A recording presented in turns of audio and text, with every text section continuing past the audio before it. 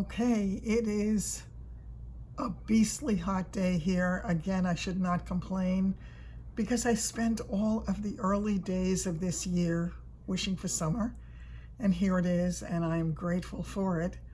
But our local utility sent a message this morning warning everybody about the heat and heat advisories and that there were cooling centers around and it was dangerous.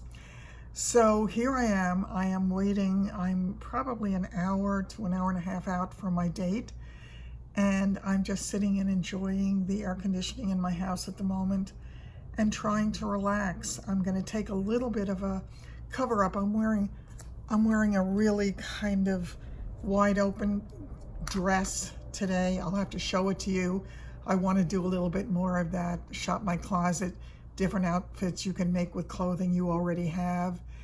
And this is a dress I bought several years ago. It's a high-low, and it's very, very comfortable, very lightweight, very soft.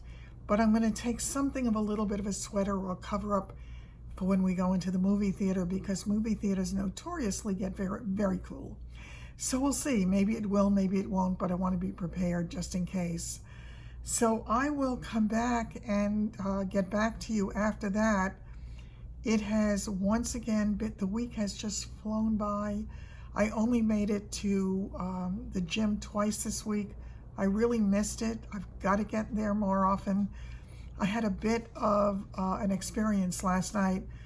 They had what they refer to as a Posh and Sip party locally, and I thought it was a good idea to go to kind of meet other people who do this and maybe gain some information that could be helpful to me in terms of selling and what works and doesn't work on Poshmark over time. They did tell me that for somebody new that I was doing very well, which kind of surprised me because I thought I was off to a really slow start, having sold about 20 items so far since, I want to say, I think I started in March. It was either March or April. I don't remember which.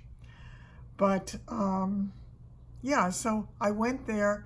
I realized as I got there that it was probably a mistake, and I wanted to turn around and leave, but I thought, no, I made a commitment to go, and I'm going to go. And parking was very difficult. It was in Freeport on what they refer to as the Nautical Mile.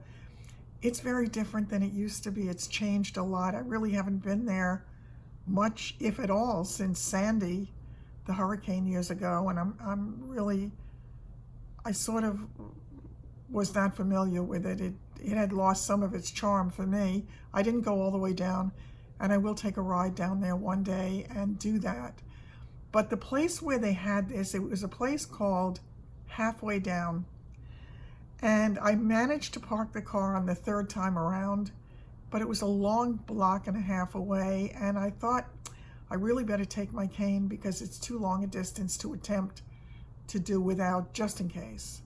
And thank God I did, because as I got to the place, I realized they had said that it was a white party, so everybody was dressed in white. That's how I recognized them. There were only 2 people there when I got there because I got there early.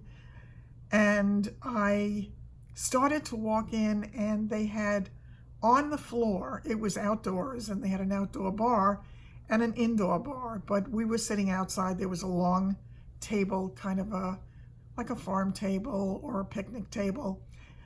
And I started to walk in, they had sand on the floor, and the sand was uneven. And I have been questioning myself about whether or not I can walk on sand. I didn't know how that would go.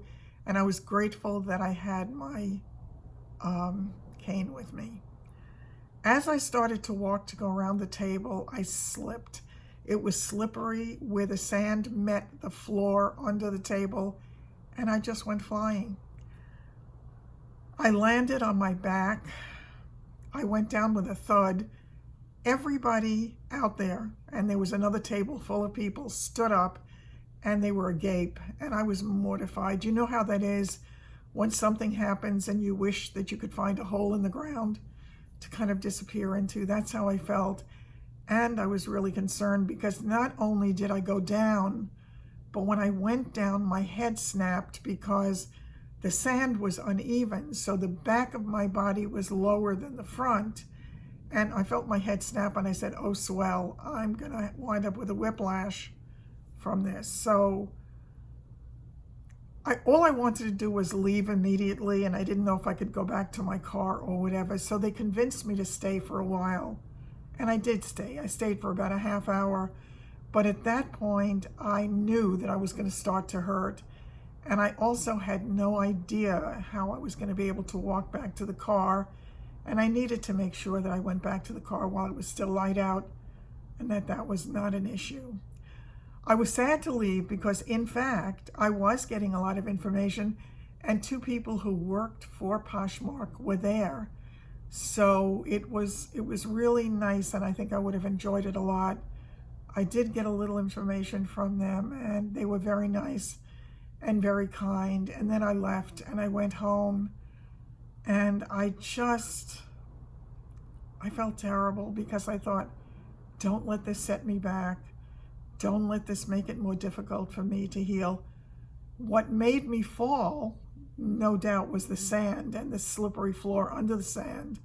So for people who are not compromised, it might not have been an issue, but it certainly was for me. And 2 guys who worked there came over and helped me get up. And they said, don't move. And they helped me to get up. And I was sort of lying there like a fool. And when I got home, I knew that by today I was going to hurt a lot more. And in fact, do I ever. So during the night, I slept better than I've slept in I don't know how long, but I think it was shocking and it was exhausting and whatever. So I realized this morning that my right wrist was really hurting, and I think it was because I tried to break my fall, so I held on to something as I went down. My neck on this side, my back, shoulders on this side were bothering me, and my leg was sore, but I did not hurt my back because I fell in the sand. So in a way, that part of it was good. But then again, had it not been for the sand, I wouldn't have fallen in the first place. So it was a catch-22. But anyway, so I decided to take it easy today. I had wanted to do a lot of things in the house. Since it was going to be terribly hot, I thought that would be a good thing to do. I didn't, because I didn't want to start anything that I thought was going to cause an issue for me. And I decided to just take it easy today, which I did. I took a nice long shower, hoping that the hot water would make me feel better. And I think I do feel a little bit better. It's going to hurt for a while, no doubt. One of the worst things that happened was when my head snapped back, I heard something in my throat because I felt it sort of hit the back of my neck and then the front. And so it was not a fun thing to happen. But considering, thank God, it could have been worse. So I am grateful for that. I am going to be, in just about an hour, he's going to be here to pick me up. And we're going to be going out for dinner, and then we're going to a movie. We expect to be going to see the movie yesterday, and I'm curious to see that.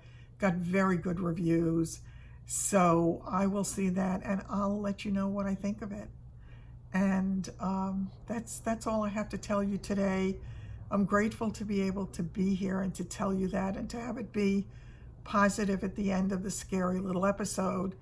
And that's about it. So once again, I'm grateful my air conditioner is working. Poo, poo, poo. May it continue. And I hope tonight is nice. I'm sure he'll have the air conditioner on in the car. So I'll just have to walk through the heat for a minute. And then the restaurant, I'm sure, will be air conditioned. And then the movie theater for sure. So it should be a nice evening. I will see you all soon. I am happy to be with you today, even though it's not exactly what I would have liked to be telling you, but it is what it is. So on that note, my friends, I will see you soon. Take care, and I hope your evening is wonderful. Bye-bye.